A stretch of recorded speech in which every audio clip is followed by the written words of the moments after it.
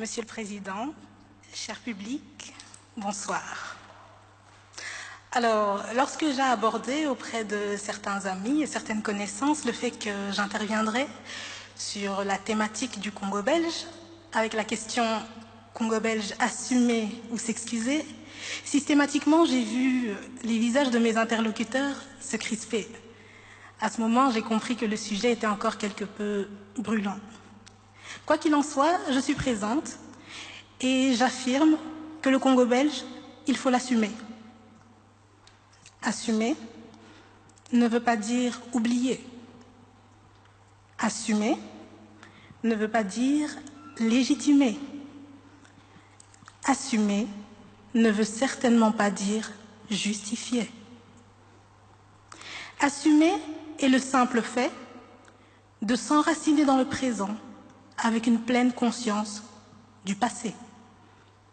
Assumer, c'est donc dire qu'il y a eu des crimes, qu'il y a eu des pillages lors de cette colonisation. Assumer, c'est dire qu'il y a eu une colonisation et qu'il y a eu une décolonisation. Assumer, c'est dire qu'il y a eu des horreurs et que ces horreurs ont pris fin. Assumer, c'est dire enfin qu'un certain 30 juin 1960, les Congolais ont eu le choix et la possibilité d'exprimer leur refus de n'être qu'un peuple colonisé. Assumer, c'est donc se faire ami de l'intégralité de l'histoire et pas de certains fragments. Concrètement, qu'est-ce qu'assumer? Assumer une colonisation, c'est en parler, c'est en discuter, c'est en débattre, c'est la critiquer et par-dessus tout, c'est en soutirer des leçons.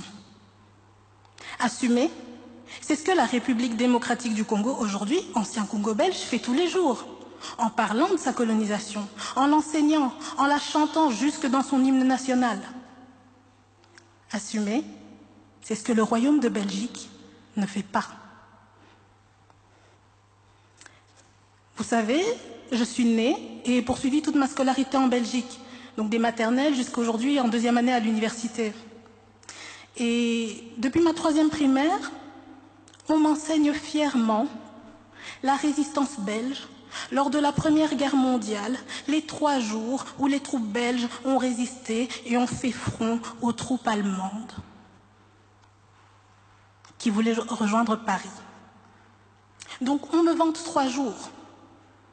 Mais jamais on ne m'a parlé des 80 années de la colonisation belge au Congo. On me vante 3 jours. On m'en cache 31 025. Alors, comment expliquer ce complexe sur la question coloniale?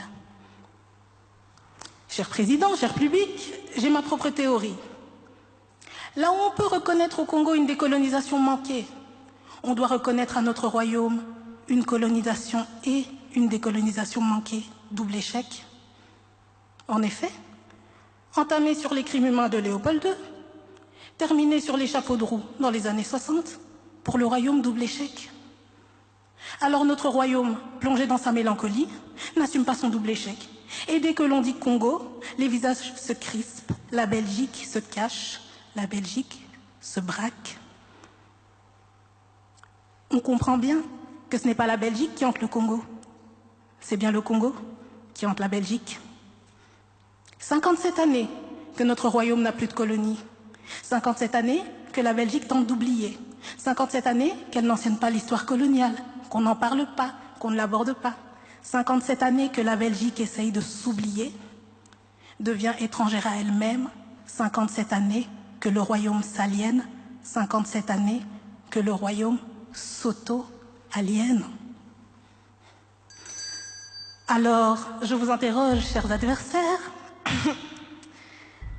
comment pouvez-vous parler d'excuses dans un tel contexte? Est-ce que le dialogue doit s'entamer entre le Congo et la Belgique ou entre la Belgique et elle-même? Croyez-moi, si la Belgique a des comptes à rendre, ce n'est pas avec le Congo, mais c'est avec elle-même et son histoire coloniale. Je vous remercie.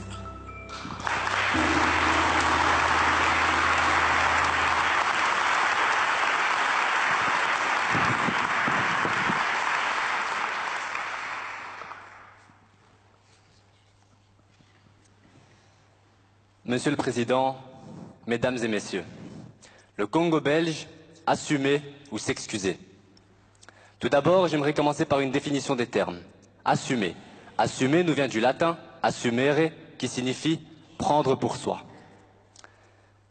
Une chose me dérange dans la valeur que l'on accorde au fait d'assumer dans notre débat. En effet, est-il correct de se poser la question de si oui ou non il faut assumer à partir du moment où la colonisation a commencé, à partir du moment où les actes ont été commis, à partir du moment où le roi des Belges, Léopold II, s'est porté garant de la conférence de Berlin? L'histoire ne nous laisse pas le choix. Elle ne laisse pas le choix à la Belgique de prendre sur soi. À moins que l'on réfute le fait qu'il y ait eu colonisation. Ce raisonnement me pousse à dire que le fait d'assumer n'est pas quelque chose de glorieux ou qui impose l'admiration. C'est simplement la moindre des choses. Malgré cela, aujourd'hui encore, la Belgique n'a pas totalement assumé. On peut l'observer sous plusieurs formes. Tout d'abord, l'histoire officielle a encore du mal à parler de certains faits moins honorables, beaucoup plus tragiques. Au contraire, elle les dissimule. Deuxièmement, on a tellement de mal à parler de ce sujet dans des conditions sérieuses, où des intervenants politiques débattraient sur le sujet avec un réel but derrière. À la place, on préfère en parler dans le cadre d'un spectacle oratoire. Le simple fait que l'on parle de ce sujet ici et maintenant montre à quel point la Belgique n'a pas assumé son passé colonial. Pourtant, assumer les fautes de nos prédécesseurs est un devoir. Le passé colonial de la Belgique fera toujours partie de notre histoire. C'est incontestable. Mais détrompez-vous. Comme je vous l'ai dit, assumer n'est pas suffisant. Assumer doit impérativement s'accompagner d'une demande de pardon. En assumant, on reconnaît ses torts. Mais en aucun cas on démontre un sentiment de regret. C'est par le pardon qu'on démontre ce sentiment de regret. Ce premier n'a absolument aucune valeur sans ce dernier. On peut donc en conclure qu'assumer est l'étape juste avant le pardon. Sur la même lancée, est-il correct de se poser la question de si oui ou non il faut s'excuser? Quand j'étais petit, mes parents m'ont appris les bases de la politesse. On salue, on dit merci, on dit au revoir et s'il vous plaît. Dans la même lignée, ils m'ont appris à ne pas faire de mal aux autres. Mais quand j'en fais, à demander pardon. C'est la moindre des choses. Dans le cas présent, s'excuser qu'à une époque, par le biais de nos dirigeants occidentaux, des actes innommables ont été commis. Des actes innommables ont été commis par le simple fait que l'on se permettait de coloniser un pays. Par le simple fait que l'on se croyait supérieur. Par le simple fait qu'ils n'étaient que des indigènes. Je trouve ça triste que 60 ans après, nous ne sommes qu'à cette étape du débat, à se demander s'il faut assumer ou s'excuser. Imaginez que vous ayez vécu la colonisation, qu'elle vous a tout pris, humilié, torturé, et que plus d'un demi-siècle après, vous revenez et que vous constatiez que nous en sommes que là, à se demander s'il faut assumer ou s'excuser. Tout ça dans une bonne conscience. Le pardon n'est pas un signe de faiblesse, mais un des actes les plus honorables. Car s'il y a bien un exercice difficile, c'est bien de demander pardon. Certains me diront, tes excuses n'effaceront pas les conséquences de la colonisation. Tes excuses ne ramèneront pas les morts. Je suis bien conscient. Je suis bien conscient que tout ça ne nous rendra pas le Congo. Personnellement, moi, Amin Tahiri, je ne suis pas responsable de la colonisation. Je n'y étais pas. Mais nos ancêtres l'ont été. Nous sommes les héritiers de leurs erreurs passées. Je ne sais pas. Je ne sais pas si le Congo est prêt à entendre nos excuses aujourd'hui, ce qui serait tout à fait compréhensible, vu la gravité des actes commis. Mais je tiens à ce qu'il sache que moi, en tant que Belge, je suis prêt à lui présenter des excuses, car c'est la moindre des choses.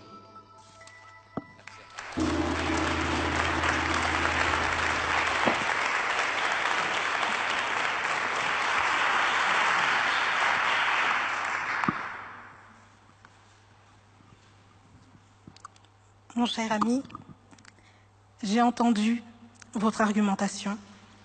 Je l'ai écoutée très attentivement. Toutefois, je me maintiens sur ma position. Assumer le Congo belge est un impératif. Je disais dernièrement, lors de ma dernière intervention, qu'assumer nous rendait amis de l'intégralité de l'histoire.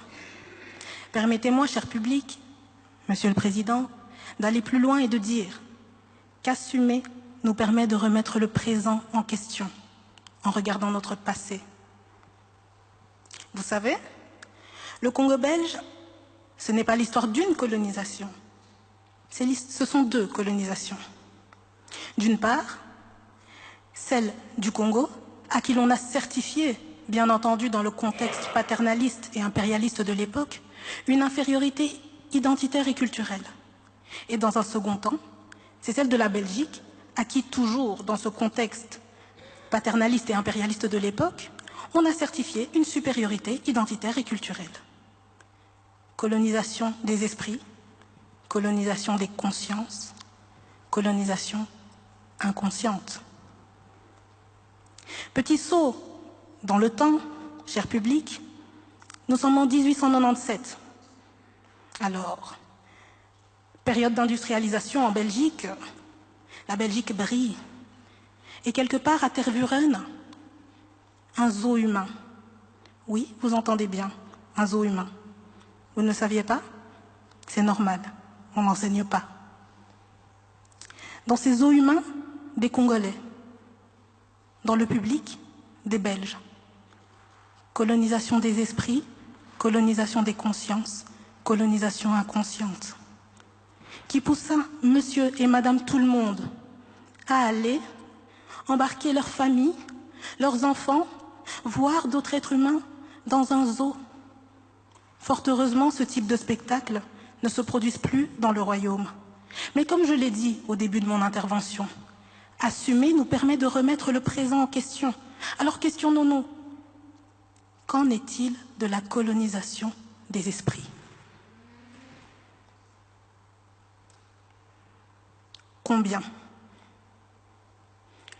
Combien pensent encore aujourd'hui farouchement au plus profond de leur cœur en une infériorité de l'Afrique et se disent que si l'Afrique souffre, c'est parce que l'Europe est partie?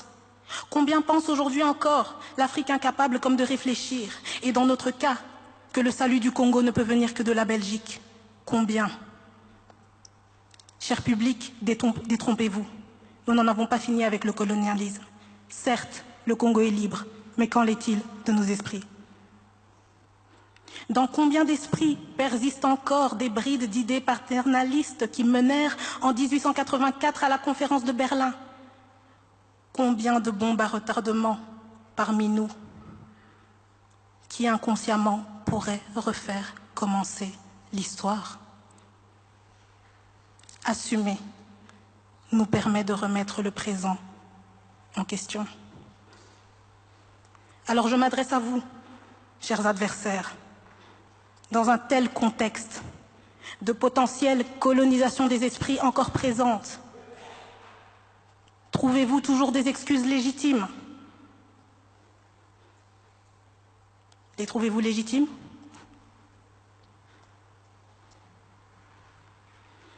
Ironie, hypocrisie ou naïveté? Ironie, hypocrisie ou naïveté que de tout ramener à des excuses dans un contexte si enchevêtré dans lequel il y a tant d'éléments à prendre en compte, le Congo belge. Des excuses pour tout résoudre? Des excuses pour tout résoudre? Non. Assumer pour tout résoudre. Le fait d'assumer s'assure que nous avons bien compris les leçons. Personne ne s'excuse, car personne n'a voulu l'histoire. Personne ne s'excuse, car personne n'a été acteur. Non, ne vous excusez pas. Personne n'est responsable. Toutefois, responsables nous sommes du silenciement de l'histoire. Responsables nous sommes du silenciement de l'histoire, du non-respect, de la mémoire. Et moi la première, cher public. Et pour ça, rien que ça, je m'excuse.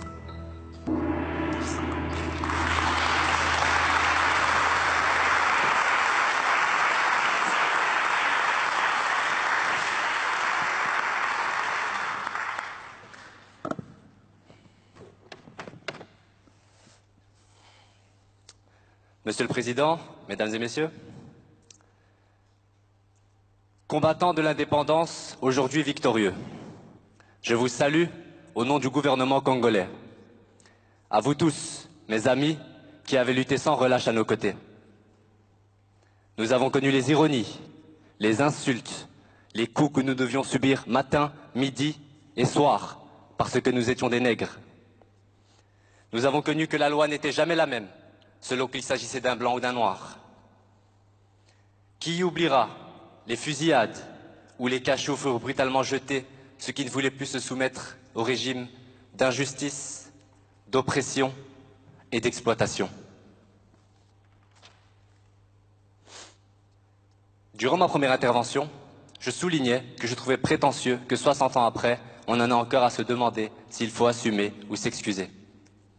Le fait de se poser la question traduit selon moi le sentiment d'hégémonie encore trop présent en Occident à l'égard de l'Afrique. C'est tout ce dont mérite l'Afrique, c'est tout ce dont mérite le Congo après tant de souffrances, que l'on assume, que l'on s'excuse. Ces questions devraient être complètement désuètes à notre époque. Ce sentiment dont je vous parle, c'est ce sentiment de supériorité fortement présent durant l'époque coloniale. Aujourd'hui, on a l'impression qu'on a dépassé tout cela, que ce sentiment de supériorité n'est plus d'actualité. Et pourtant, on peut l'observer tous les jours, à travers le poids des pays africains au niveau politique, par exemple. On ne les prend presque même pas en considération. Quand j'ai commencé à préparer ce débat, et que l'on m'a imposé la position « s'excuser », la première question qui m'est venue en tête est « s'excuser, mais pourquoi ?» Je vous avoue que je ne connaissais pas grand-chose sur le passé colonial de la Belgique. Et d'ailleurs, c'est toujours le cas. Est-ce normal? Est-ce normal que l'on ne m'a jamais enseigné le passé colonial de la Belgique alors que j'ai fait toutes mes études ici? Patrice Lumumba a vu clair en disant « L'histoire dira un jour son mot ». Mais ce ne sera pas l'histoire que l'on enseignera à Bruxelles, à Paris ou à Washington, mais celle que l'on enseignera dans les pays affranchis du colonialisme. Je suis loin d'être le seul dans ce cas. Beaucoup ignorent ce qui s'est passé au Congo belge. Au Congo belge, on forçait les hommes à travailler en prenant leur famille en otage. On coupait les mains des dissidents qui, courageusement, s'opposaient aux colons. Si on n'obtenait pas la quantité en caoutchouc demandée, on fusillait hommes, femmes et enfants. Pour en faire quoi? Des exemples. Le Congo belge, ce n'est pas des centaines, ce n'est pas des milliers, ce sont des millions de morts, des millions. Alors pour ça, je serais fier si mon gouvernement s'excusait au moins par des actes symboliques. Cela serait un bon point de départ à des collaborations saines avec la République démocratique du Congo. Au début de mon intervention, je vous ai récité le discours de Patrice Lumumba à l'indépendance du Congo en 1960. Ce discours a une grande valeur symbolique. Alors, pour lui rendre hommage, à lui et au Congo, car c'est la moindre des choses, j'ai aussi envie de faire un acte symbolique. Pour les mains coupées, je m'excuse. Pour les humiliations à répétition, je m'excuse. Pour le travail forcé, je m'excuse. Pour les mères tuées, je m'excuse. Pour les pères tués, je m'excuse. Pour les fils tués, je m'excuse. Pour les filles tuées, je m'excuse. Pour l'esclavage, je m'excuse. Pour chaque larme versée, je m'excuse. Pour notre silence, excusez-nous. Merci à tous.